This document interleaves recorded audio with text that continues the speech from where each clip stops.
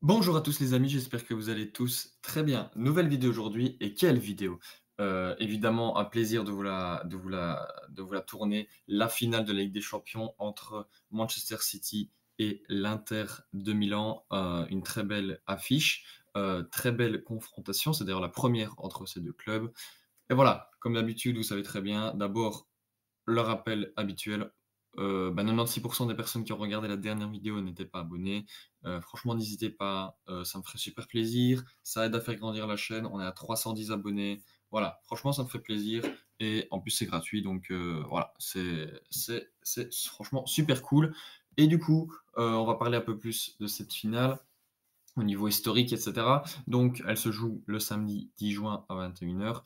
Et comme j'ai dit, première confrontation entre ces 2 équipes, bah, voilà, c'est quand même assez drôle que la première confrontation entre ces 2 clubs, ce soit en finale de Ligue des Champions et quel que soit le gagnant, bah, voilà, ce sera quand même historique parce que d'un côté, Manchester City, s'il gagne, ce sera la première de leur histoire et si c'est l'Inter qui vient la remporter, bah, c'est d'autant plus beau parce que, bah, au vu du parcours qu'ils ont eu en affrontant le Bayern, en affrontant le Barça, en affrontant Benfica, en affrontant l'AC Milan et cetera, bah, voilà, c'est quand même pas ceux qu'on aurait mis, bah, au début de saison comme gagnants de la Ligue des Champions, mais pourtant, eh bah, ils sont en finale face à la meilleure équipe, d'Europe en ce moment.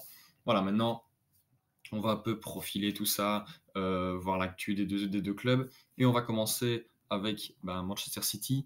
Voilà, on va parler, d'abord de ce club-là qui a, ben, finalisé son doublé, qui espère le triplé. Mais d'abord, voilà, il fallait passer par un doublé d'abord et ils l'ont réussi parce que, bah, tout simplement, ils ont gagné, la FA Cup, samedi dernier, le 3 juin contre Manchester United 2-1 avec 2 buts, de Gundogan sur reprise de volée, un but qui d'ailleurs est intervenu, le premier but, à la 13e seconde. C'est d'ailleurs le but le plus rapide en finale de FA Cup. Voilà, il y a eu Bruno Fernandes qui est venu, sur penalty réduire le score avant la mi-temps et puis début de mi-temps, du Gundogan sur un centre, enfin sur un corner de Bruyne qui est venu mettre une seconde, reprise de volée à, bah, voilà, où De Gea ne pouvait rien. Voilà, victoire, on va pas se mentir, méritée. Je parle comme en étant supporter, mancunien et franchement, voilà, même si Manchester n'a pas montré, grand-chose, hein, je parle bien sûr de United. Voilà, City n'a pas fait son meilleur match, on va pas se mentir, mais bah, on sentait qu'ils étaient au-dessus et franchement, j'ai rien à redire là-dessus. C'est mérité, hein, leur victoire, voilà. Il y a rien à dire de plus. En plus, au niveau des stats, bah, c'est quand même dans la faveur, de City, 11 tirs, 5 cadrés, 60 de possession. Voilà. Mais c'est pas plus les stats qui comptent, c'est plutôt la finalisation et la deuxième coupe remportée cette saison et en vue d'un triplé historique parce que voilà, ils ont déjà gagné la Première Ligue avec 5 points d'avance, ils étaient déjà sacrés champions 3 journées à l'avance. Voilà, 1er, voilà, avec ce top 4 qui s'est clôturé. Mais donc voilà, il reste plus qu'un trophée et Manchester City réalisera le triplé historique que, pour le moment, un seul club a réussi à faire. C'est Manchester United, justement, en 1898-99, avec comme victoire finale en Ligue des Champions 2-1 face au Bayern de Munich. Et on se souhaiterait bien du corner, etc. Ole Gunnar Solskjaer. Non, voilà. Bah écoutez, ce serait beau et à la fois pas beau si on est supporter de Manchester United que la seconde équipe qui arrive en Angleterre à faire le triplé, ce soit le rival de Manchester. Mais voilà, il faut bien une équipe qui va seconder ça, mais voilà, il faut bien le faire. Et en plus, bah, ils sont plutôt bien partis parce que Manchester City a gagné 4-0 face au Real Madrid en demi-finale au retour. Donc ça fait au cumulé 5-1. Non, franchement, rien à redire. Une excellente performance de la part des hommes de Pep. Un très très bon Bernardo Silva ici qu'on voit à l'image. Bah, voilà, ils n'ont pas eu grand-chose à faire pour vraiment tétaniser les joueurs du Real. C'était vraiment assez choquant à quel point bah, une aussi grande équipe que le Real soit aussi, bah, soit aussi triste dans leur jeu, soit aussi pauvre, etc. Ouais, non, franchement, cette équipe de City, elle est très forte et ça ferait vraiment très bizarre qu'ils ne gagnent pas cette Ligue des Champions, au vu en tout cas de leur dernière, rencontre et cetera, de la manière et cetera. Donc voilà, on sait bien qu'en Ligue des Champions, c'est très fort cette saison. il n'y a pas eu de défaite, sur toute, cette saison de Ligue des Champions, peut-être la première défaite samedi. Et comme vous voyez, ils sont débarrassés de Leipzig en huitième, du Bayern en quart et puis du Real Madrid, en demi. Très grosse, campagne de Manchester City en Ligue des Champions, mais bon, il va falloir finaliser pour, qu'elle soit d'autant plus belle, évidemment. Au niveau des absents, ben, vous le voyez, Ake, sera normalement de retour. Il y a juste le troisième gardien, Zach Steffen, qui est absent, mais je pense pas que de toute manière Pep comptait le faire jouer pour ce match-ci. Et donc au niveau de la compo, ben, vous connaissez maintenant le 3-2-4-1 de Pep, Ederson au goal, la défense à 3, Akanji, Diaz, Ake. J'ai mis Ake, même il pourrait faire jouer Walker comme il l'a fait depuis un mois et demi depuis la blessure de Ake, et donc redécaler Akanji à gauche et puis mettre Walker à droite. Voilà, ça c'est une option. Puis après, bah là, par contre, quelque chose qui ne changera pas, à mon avis, c'est bah, le milieu à 4 avec Stones, Rodri, De Bruyne. J'ai mis Bernardo Silva parce que, il me semble que Gundogan était un peu touché après la finale, mais si ça se met, il sera de retour. Bah, à mon avis, il sera sûrement de retour parce que c'est l'un des hommes les plus en forme, de cette fin de saison. J'ai mis Foden à droite, bah, justement parce que si Silva sera décalé au milieu, je pense que Foden peut être un bon substitut à cela dans son incursion dans le jeu, et cetera. Et j'aimerais bien le voir jouer, dans une finale de Ligue des Champions, titulaire. Et puis à gauche, on a Grealish. Bah, voilà, Grealish, au niveau du spectacle, et cetera, des buts, des assists, c'est pas le plus prolifique, mais réalise tellement un travail important, de l'ombre qu'on appelle, voilà, où on le voit pas forcément, mais il est super important dans le jeu.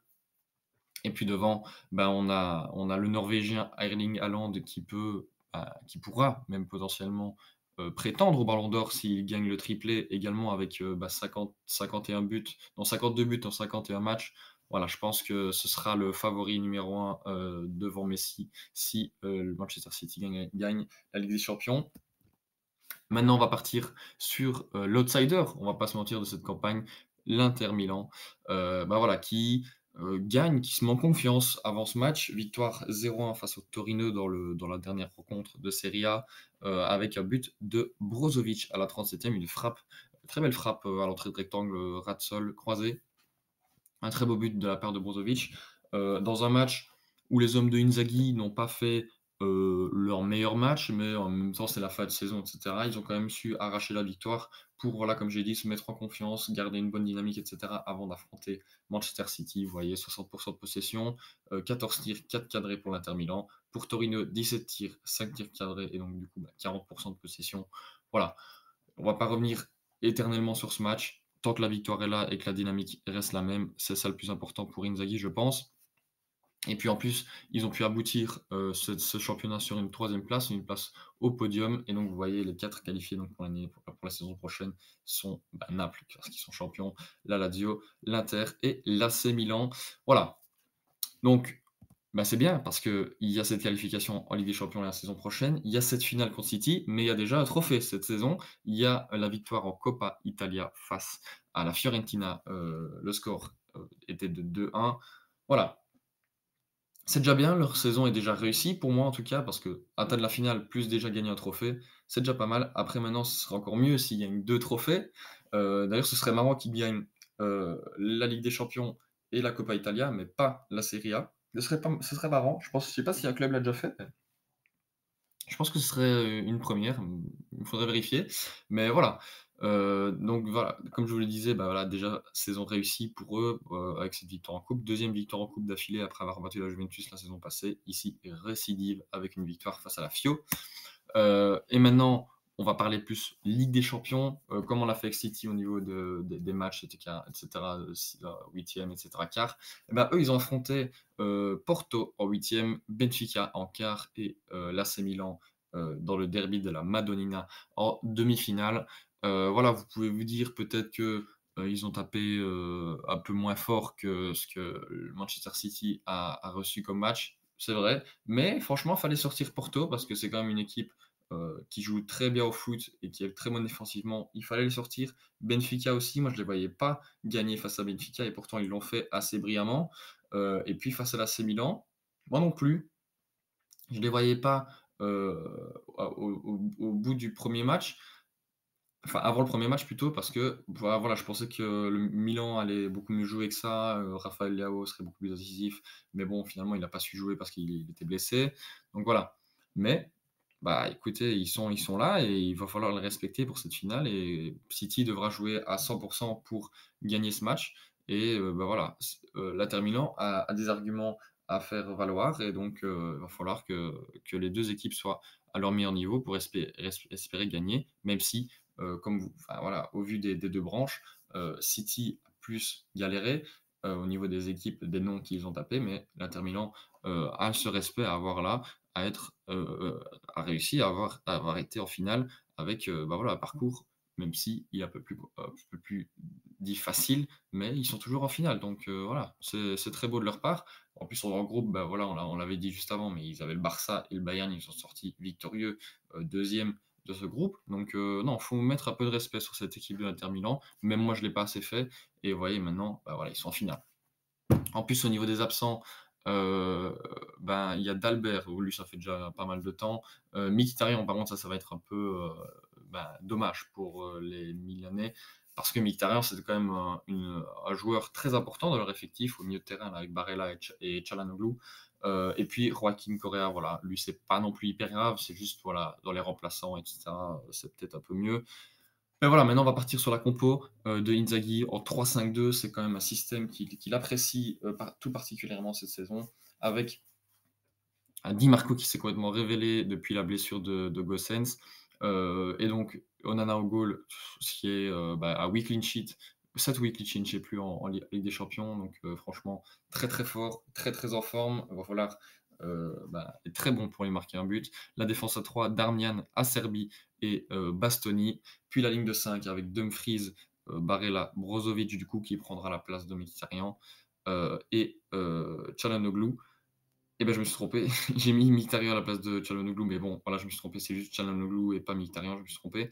Et puis à gauche, Di Marco, donc comme je l'ai dit, les 2 pistons ici, Dumfries et Di Marco, qui sont vraiment super importants dans cet effectif. Et ils ont complètement, déjoué, les deux ailiers du Milan en demi. Ils ont vraiment fait de super belles rencontres, très, très beau. Je vous invite à voir les résumés du match et cetera, plus focus sur eux.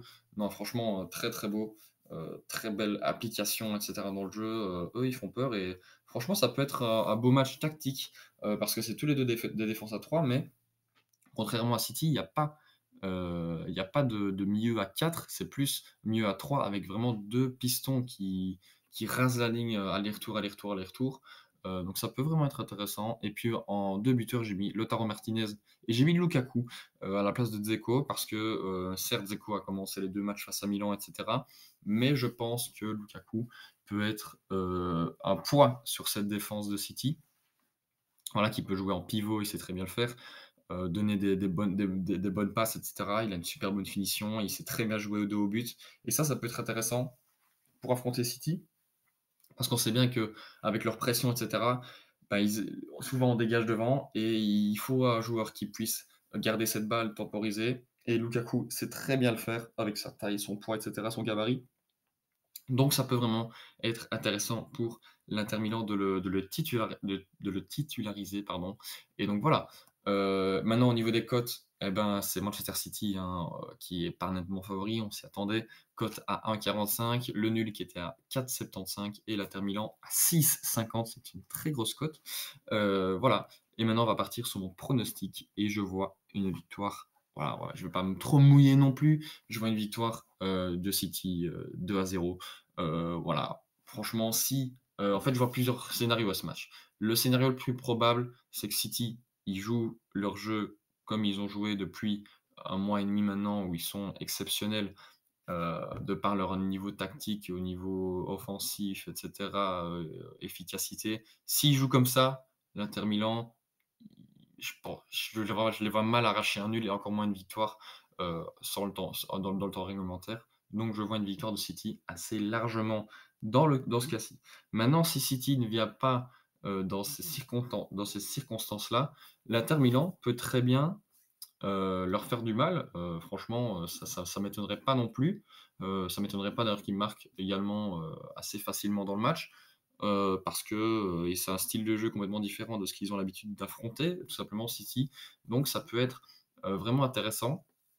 Mais je pense que, voilà, Pep, il va pas passer, une deuxième fois à côté d'une finale. Il va pas prendre de risques comme il l'a fait, la saison passée, il y a 2 ans, pardon. Donc voilà, je pense qu'il va assurer ce coup-ci et il va motiver ses troupes comme il l'a toujours fait et là, je pense que ce sera la bonne et donc pour moi, même si ça fait un peu mal de le dire, Manchester City sera le second club en Angleterre à réaliser le triplé historique qui est, ben, voilà, FA Cup, Première Ligue et Ligue des Champions et je vois comme buteur, Bernardo Silva parce qu'il est complètement en feu en, cette saison. J'aurais pu mettre Gundogan aussi qui est très, très bon, mais je vois plus Silva, voilà, dans ce système, d'incursion et cetera, d'infiltration, il peut être très bon et Erling Haaland, voilà, je me le mets. Ça fait 2-3 matchs qu'il a pu marquer, contre United, il était pas trop là, on le voyait pas trop, mais on sait bien qu'une action ennemie, c'est un but pour lui.